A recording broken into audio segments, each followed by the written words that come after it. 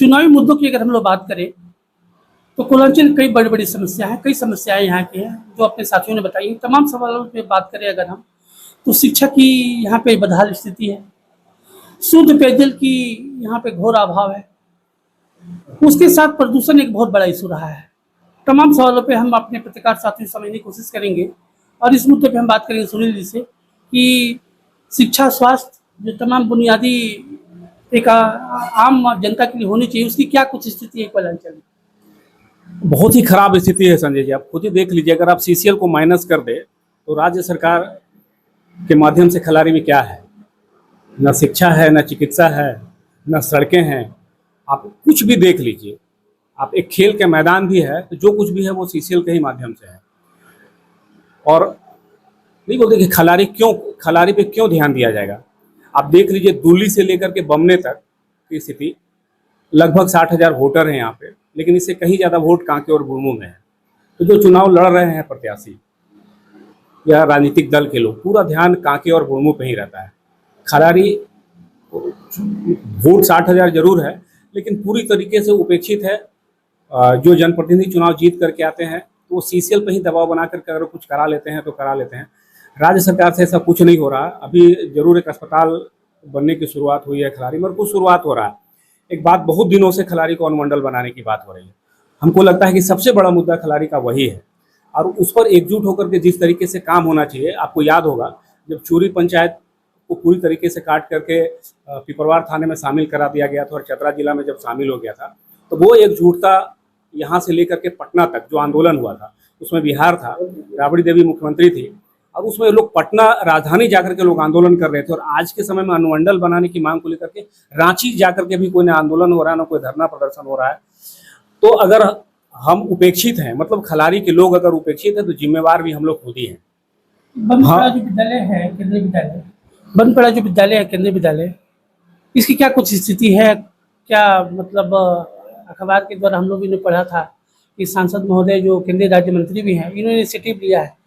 आप लोग ground reality के बारे में जानते हैं कि खबरों को लेकर कि क्या कुछ सच्चाई, क्या कुछ समझते हैं आप इस विद्यालय को? देखिए, केंद्रीय विद्यालय के मामले को लेकर के जो भी अभी तक खबर आई है मीडिया में, वो सांसद के ही माध्यम से आया है। सांसद महोदय ने जो जानकारी दी है उसी आधार पर खबरें मीडिया में आई है, और उन्होंने कहा था कि शिक्षा मंत्रालय सहमत हो गया है कि डकरा में फिर से केंद्रीय विद्यालय खुलेगा। और यह भी उन्होंने बताया था कि मार्च में उसका नामांकन भी शुरू हो जाएगा। इसका थोड़ा सा भी, जरा सा भी कोई शुरुआती संकेत हम लोग अभी नहीं देख पा रहे हैं। एक बहुत मार्केबल चीज़ हम लोगों ने गौर किया था, जब खलारी में मोहन यादव का सभा हो रही थी तो सांसद भी आए थे, उनका संबोधन भी हो रहा था। उसके पहले विधायक जी संबोधित कर रहे थे, जो अभी निवर्तमान विधायक हैं समीला जी, उनका संबोधन हो रहा था, और वो केंद्रीय विद्यालय के बारे में कुछ बता रहे थे। तो बता रहे थे कि वर्षों से बंद है और सांसद महोदय के प्रयास से केंद्रीय विद्यालय फिर से शुरू होने वाला है। तो बाद में वो पीछे से विधायक जी को कह रहे थे कि मार्च से एडमिशन भी चालू हो जाएगा, तो उसको भी विधायक जी बताए। लेकिन जब सांसद खुद जब संबोधन के लिए आए, उन्होंने 23 मिनट बोला, लेकिन केंद्रीय विद्यालय पर उन्होंने कुछ नहीं कहा। तो कैसे हम लोग यकीन करें कि जो वो कह रहे हैं और जो दिख रहा है, दोनों में अंतर है।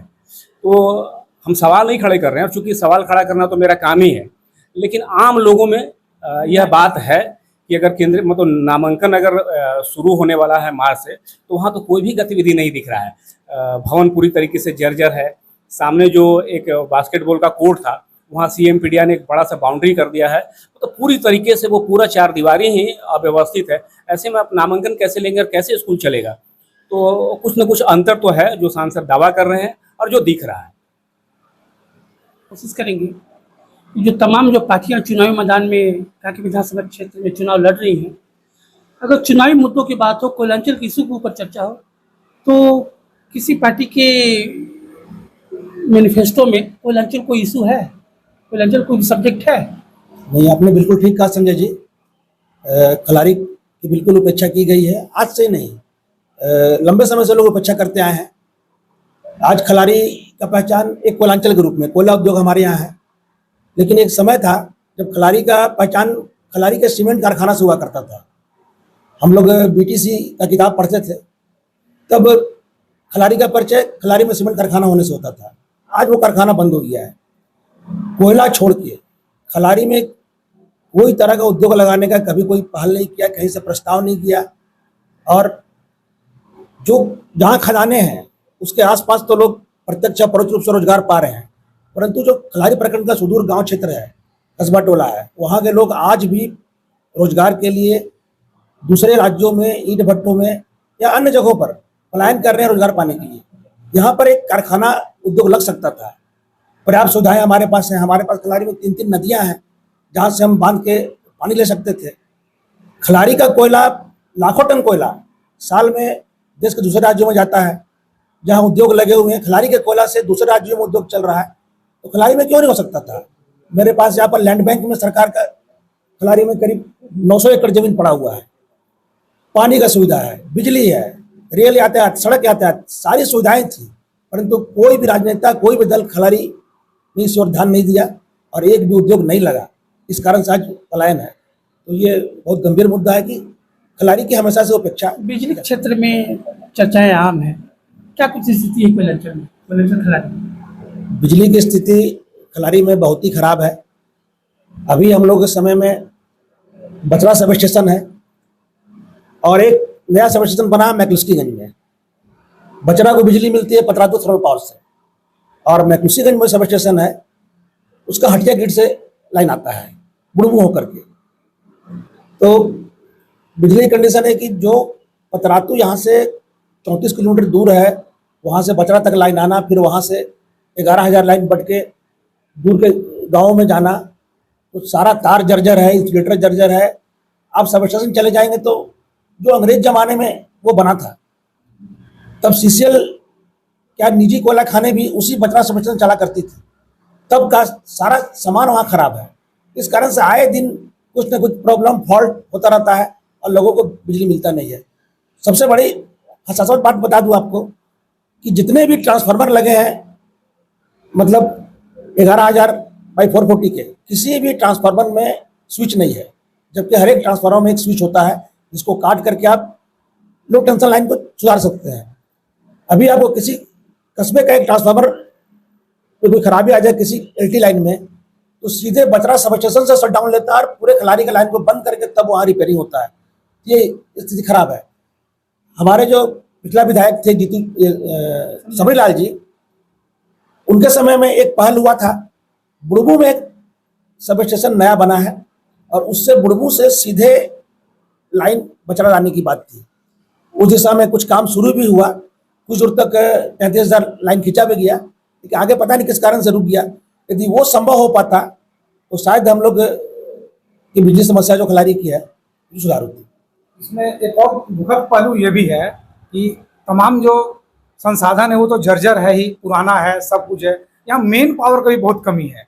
आज बचरा सब स्टेशन में अगर जोड़ा जाए कि ग्रामीण क्षेत्रों में किसी तरह का समस्या आने पर तो एक कॉन्ट्रैक्ट बेस पे एक रखा गया है और वो भी काम मनमोजी तरीके से चलता है। तो यहाँ मेन पावर का भी कमी है। अगर जर्जर स्थिति में बिजली आ भी रही है तो उसको अगर किसी तरह से कोई फॉल्ट हो गया तो कैसे ठीक होगा, ये भी महीनों 15 दिन, महीना दिन लग जाता है आदमी का तो ठीक नहीं करे। अभी जो चुनाव वर्तमान में विधानसभा का हो रहा, तो सबसे आश्चर्यजनक बात है कि स्थानीय मुद्दा कौन है? न वोटर कहीं स्थानीय मुद्दा उठा रहे हैं प्रतिनिधि के पास, न प्रतिनिधि स्थानीय मुद्दा के बारे में कहीं चर्चा कर रहे हैं।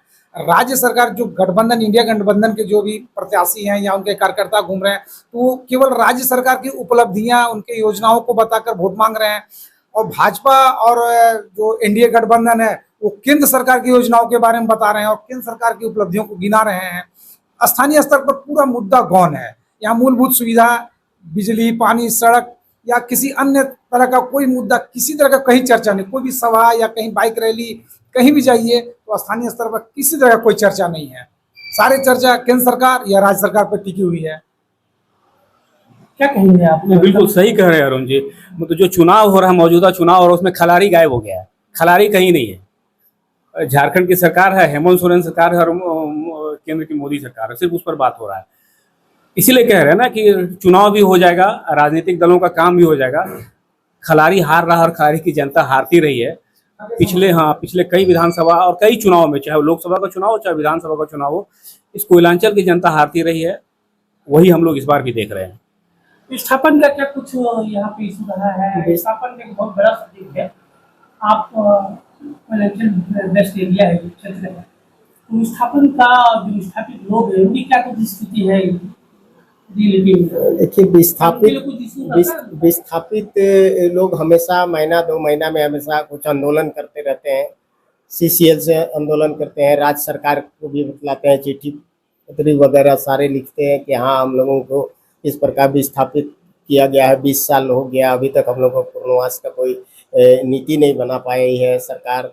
ऐसे भी विस्थापित जितने भी हैं वो लोग अब इस परिस्थिति में है कि वो लोग अपना एक मोर्चा एक अलग बना के अपना खुद लड़ाई अपने लड़ रहे हैं। वो लोगों को भी सरकार से अब पूरा उम्मीद टूट गई है। ये तमाम जो पत्रकार साथी हैं जिसने बेबाकी से कोयलांचल के हर एक इशू पे अपनी राय रखी है, यह बहुत महत्वपूर्ण है। और टॉक ऑफ भारत का भी सौभाग्य भी है कि इतने पत्रकार साथी एक मंच पे एक पैनल पे हम लोग जुड़ पाए हैं।